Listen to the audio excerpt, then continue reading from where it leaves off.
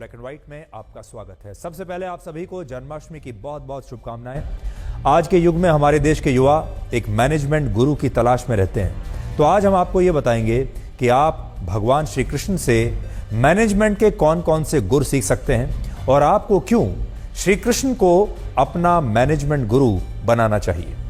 इसके बाद हम योगी आदित्यनाथ के उस नए बयान का विश्लेषण करेंगे जिसमें उन्होंने कहा है कि अगर हिंदू बटेंगे तो कटेंगे, और उन्होंने कहा है कि बांग्लादेश में जो कुछ हो रहा है वो गलतियां यहां नहीं होनी चाहिए।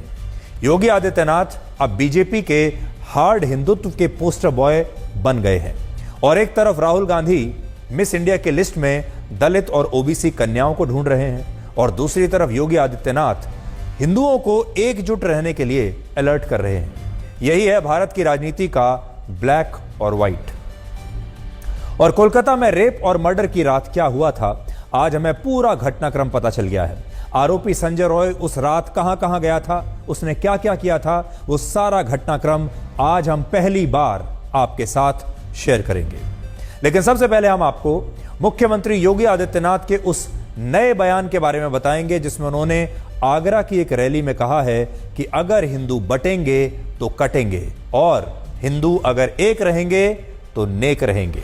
और उन्होंने ये बयान बांग्लादेश में हिंदुओं के खिलाफ हो रही हिंसा को लेकर दिया है, और यह भी कहा है कि भारत के 80% हिंदुओं को इससे सबक लेना चाहिए और सोचना चाहिए कि अगर हिंदू बट गए तो उनके साथ क्या क्या हो सकता है।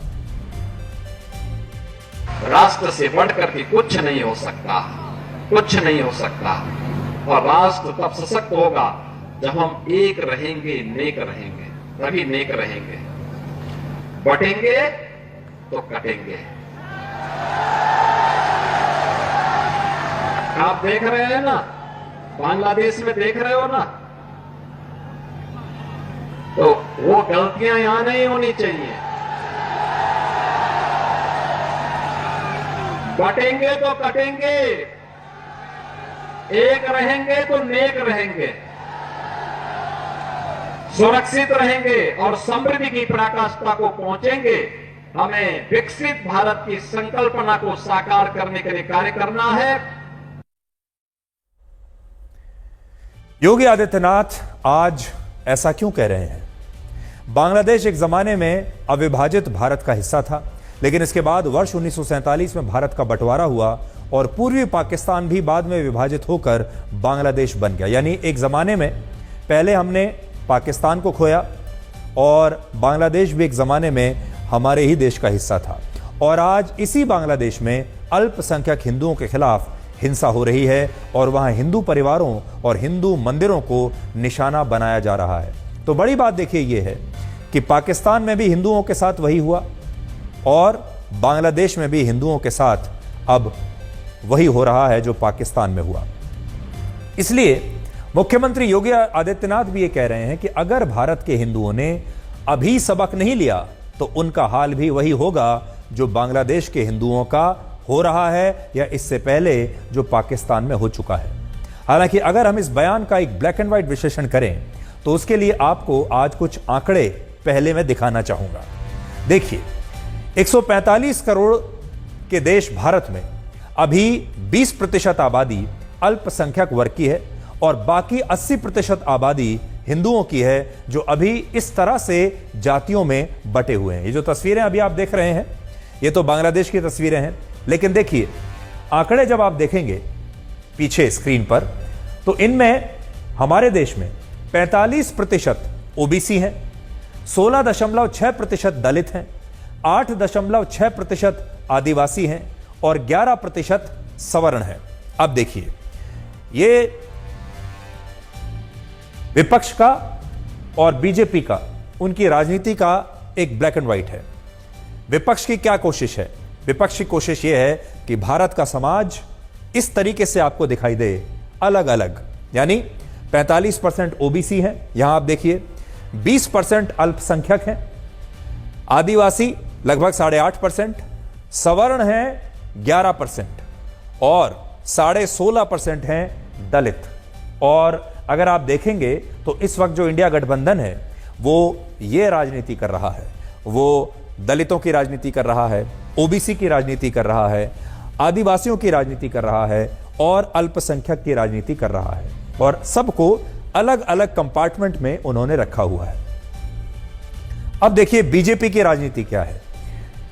वहां पर जो आपको विभाजन दिखाई दे रहा है, बीजेपी ये चाहती है कि वो पूरा विभाजन 20% अल्पसंख्यक हैं, ये तो 20% रहेंगे और बीजेपी को ऐसा लगता है कि ये उसे वोट नहीं देंगे, लेकिन जो बाकी 80% है, बीजेपी ये चाहती है कि ये सारे एकजुट हो जाएं। और इसीलिए योगी आदित्यनाथ ने आज ये कहा है कि अगर आप बटेंगे तो आप कटेंगे, और अगर आप बटे तो आप ऐसे नजर आएंगे। और योगी आदित्यनाथ जो कह रहे हैं कि अगर आप इस तरह से बटे तो आप कट जाएंगे, और अगर आप इस तरह से रहे तो आप सुरक्षित रहेंगे। और बांग्लादेश से सीखिए, वो ये कहने की कोशिश कर रहे हैं। तो विपक्षी दल इस समय हिंदुओं को बिल्कुल इसी तरह जातियों में बांटकर रखना चाहते हैं, क्योंकि जब हिंदू विभाजित होकर वोट डालता है तो इससे विपक्षी दलों को फायदा होता है। और अभी राहुल गांधी जातिगत जनगणना के मुद्दे पर हिंदुओं को इसी तरह से अलग अलग जातियों में बांटने की कोशिश कर रहे हैं। लेकिन बीजेपी इन 80% हिंदुओं को जातियों से निकालकर एक हिंदू धर्म के मुद्दे पर एकजुट करना चाहती है, क्योंकि अगर ये 80% हिंदू विभाजित होकर वोट डालते हैं तो इससे बीजेपी को नुकसान होता है। लेकिन जब ये एकजुट हो जाते हैं, जैसे अभी आपको दिख रहे हैं, यहां आपको दो रंग दिखाई दे रहे हैं, एक हिंदू केसरिया रंग में और दूसरे अल्पसंख्यक, ये बीजेपी की राजनीति है। लेकिन जब ये एकजुट हो जाएंगे तो एक बड़ी ताकत बन सकते हैं, जिससे बीजेपी के लिए विपक्षी दलों को हराना आसान हो जाएगा। तो ये राजनीति के दो अलग अलग मॉडल्स हैं। ये विपक्ष की राजनीति है। विपक्ष ये चाहता है कि पूरा समाज आपको इस तरह बटा हुआ नजर आए, और हिंदू जो हैं वो एक हिंदू की तरह ना सोचें, बल्कि वो अलग अलग जातियों में बंटकर जातियों की तरह सोचें। और जो दूसरा मॉडल है, ये बीजेपी का मॉडल है। अब जब यही हिंदू जातियों में बंट जाते हैं तो बीजेपी चुनावों में पीछे रह जाती है, और इस बार लोकसभा के चुनावों में बिल्कुल यही हुआ है। वर्ष 2019 के लोकसभा चुनाव में बीजेपी को उत्तर प्रदेश में ओबीसी समुदाय के 72% वोट मिले थे, जो इस बार के चुनाव में 59% रह गए। जबकि दलितों के बीजेपी को 48% वोट मिले थे, जो इस बार कम होकर 29% रह गए हैं। और इसी तरह हिंदू वोटों के जातियों में बंटने से बीजेपी को ओबीसी और दलित वोटों का जबरदस्त नुकसान हुआ, और बीजेपी उत्तर प्रदेश की 80 में से सिर्फ 33 सीटें जीत पाई, जबकि पिछली बार उसने 62 सीटें जीती थी। तो आप देख लीजिए, 2019 के आंकड़े आपकी स्क्रीन पर हैं और 2024